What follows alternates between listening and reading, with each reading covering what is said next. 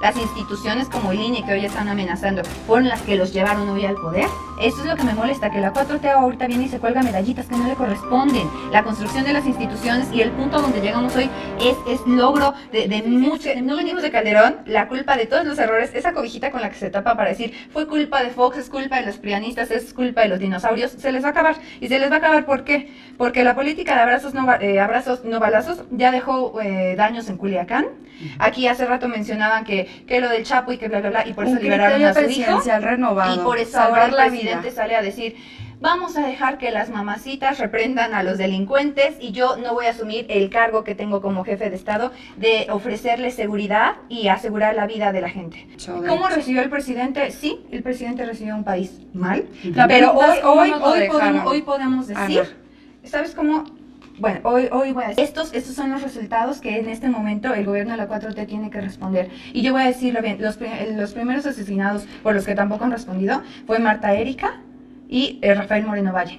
Ellos los asesinaron en diciembre y hasta el día de hoy los mexicanos no tenemos claridad ni sabemos quién asesinó a la gobernadora de Puebla. Entonces, entonces también tenemos que responder, el gobierno tendría que responder por los 71,000 millones tirados a la basura en el aeropuerto o por los más de 11,000 empleados del gobierno federal que se quedaron sin empleo por la política de austeridad. O sea, yo creo que hoy el presidente y toda la 4T ya tiene bastantes números por los que responder. Entonces sí, respondiendo a tu pregunta, no recibieron un país en ciernes, o sea, respondieron, pero económicamente sí estaba estable. Estaba totalmente distinto a como está ahorita. Entonces, bastante. Y los jóvenes fuimos una generación muy golpeada en este país, muy golpeada por el calderonismo, muy golpeada por la guerra contra el narcotráfico.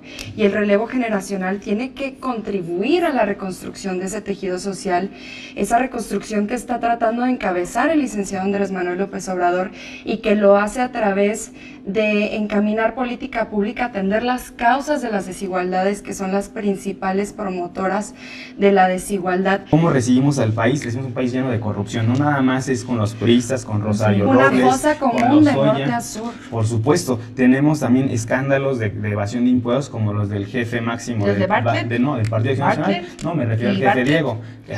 ¿Cuánto no debe de ahí en sus terrenos, de sus casas? ¿Cuánto no debía? Ahí estaba, son cientos de millones de pesos por evasión de impuestos, ¿no? Tenemos a un exsecretario de Desarrollo Social, el de Enrique Peña Nieto, Luis Miranda, que tenía a su familia en el Estado de México, en un municipio pequeñito, Chapultepec, vendiendo gasolina robada, ¿no? ¿Por qué? Porque, por supuesto, les convenía toda esta cuestión de hacerse de la vista gorda con el huachicoleo, ¿no?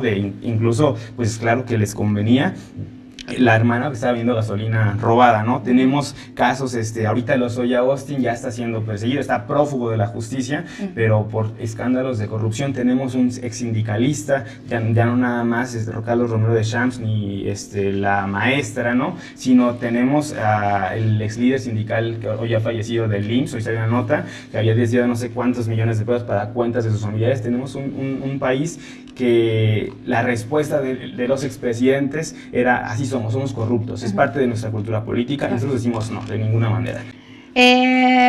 Miren, es que definitivamente no estamos terminando de hablar de una cosa mala cuando ya nos había alcanzado la siguiente cosa mala, y así se nos ha ido el devenir de los meses. A ver, enuméranos. Voy a decir primero, de entrada, el tema de las mañaneras, que todas las mañanas, después de la clase de historia que nos receta el presidente, nos salga a designar cuál es el enemigo del día. El presidente ha salido a decir que los periodistas son sus enemigos, que los empresarios son sus enemigos, ya atacó a la sociedad civil, ya atacó a Reforma, atacó a muchos medios, ya atacó a organismos autónomos, ya atacó a deportistas, ya atacó a científicos, y por qué no decir la oposición, los conservadores y todos los enemigos que el presidente. Yo creo que en eso se basa en este momento mi posicionamiento, que el 2019 se ha construido a base de polarización. Lo que vimos, por ejemplo, el ataque que hoy recibió Irving Pineda, compañero de TV Azteca, por gente en el informe de ayer, eso simple y sencillamente... Hernán lo recibió. Querida, estoy hablando y ya te pedí que no me interrumpieras. Sí, a ver, eso es simple y sencillamente consecuencia del diálogo de odio que estamos recibiendo todas las mañanas. Yo creo que los mexicanos no nos merecemos eso. A ver, Empezamos, ya mencioné la política de abrazos no balazos, lo del huachicol, el ataque que recibió la UNAM y el tema de la autonomía. Yo estoy hablando de lo negativo, por supuesto. El tema de la Guardia Nacional, como después de 12 años de estar criticando la estrategia de militarización del país, ¿qué creen? Llega a la presidencia y hace exactamente lo mismo. Le entrega al gobierno, a los militares, el mando, o sea, militarizó la seguridad nacional, o sea, la seguridad ciudadana, lo que tendría que hacer un policía, ahora lo puede hacer la Guardia Nacional. Yo muchas veces lo señalé, a mí la Guardia Nacional no me desagrada, a mí como mexicana me hace sentir en paz. Lo que me molesta es el uso político que ahora se le va a dar al ejército.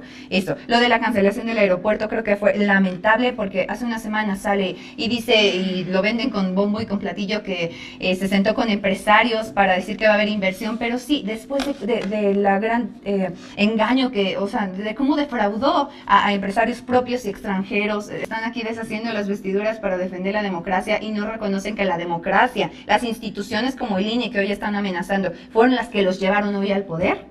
Lo de Jóvenes Construyendo el Futuro, yo lo veo como algo esperanzador en el sentido de que definitivamente todos, sin importar colores, sin importar partidos, todos los personajes públicos tendríamos que estar apostando por la juventud. Eso me encanta, pero a mí me encantaría si fuera en dos perspectivas. Una, que se concentrara más en fortalecer las instituciones educativas, y otra, si realmente el programa está dando resultados, porque los números que presentó, yo he leído otros números, donde muchos de los que ahorita forman parte del programa no han encontrado un empleo formal, a pesar de que ya acabaron los 6 meses de capacitación. Entonces, lo que yo considero es que este programa se podría fortalecer, pero si además no solo se está fortaleciendo, lamentablemente, que no estudien y que no trabajen, sino los minis que ustedes llaman, ¿no? Sí.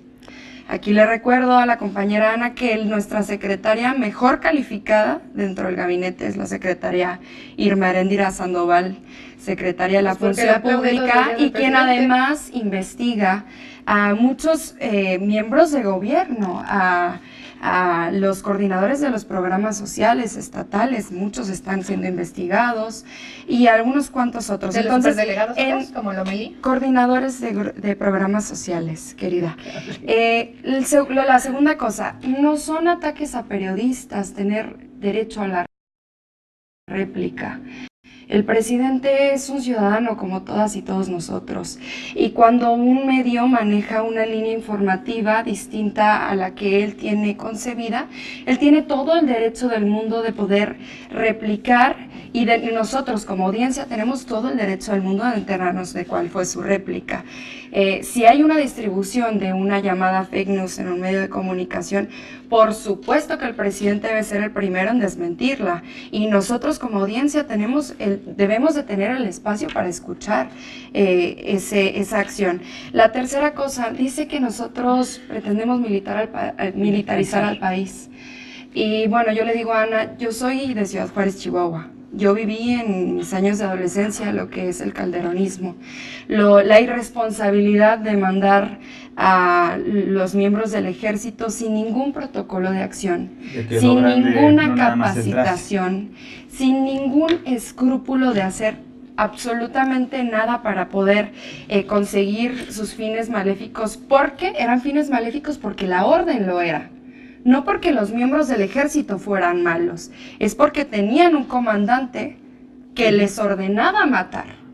Esa es la renovación del criterio presidencial que se ha dado ahora con Andrés Manuel, que privilegia la vida por encima de colgarse una medalla, por encima de tener un reconocimiento. ¿La vida de quién? Qué vergüenza me da a mí escuchar a una persona que pueda justificar la construcción de un monumento como la Estela de Luz. Es una pena, de verdad. A mí, yo no sé si irme a llorar en este momento, porque, a ver, de verdad, en Ciudad Juárez no teníamos ni un peso para tener los activos para reconocer el cuerpo de una mujer, mientras aquí en la Ciudad de México se construía un monumento. Eso no es culpa de la Estela de Luz, es de los malos gobiernos locales. Con tanto dinero. Es una vergüenza.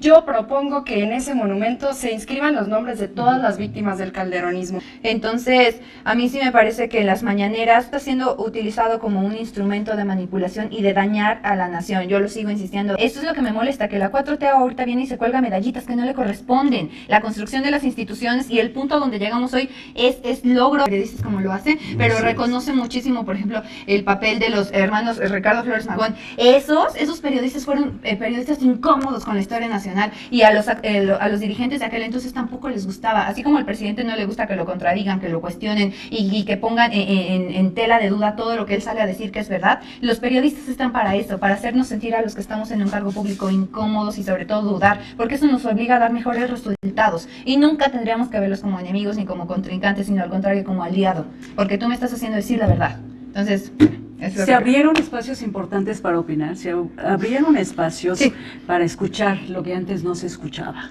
Por supuesto, se cortó el 50% de comunicación de la presidencia y eso es importantísimo. En otras palabras, el chayote. ¿Por qué?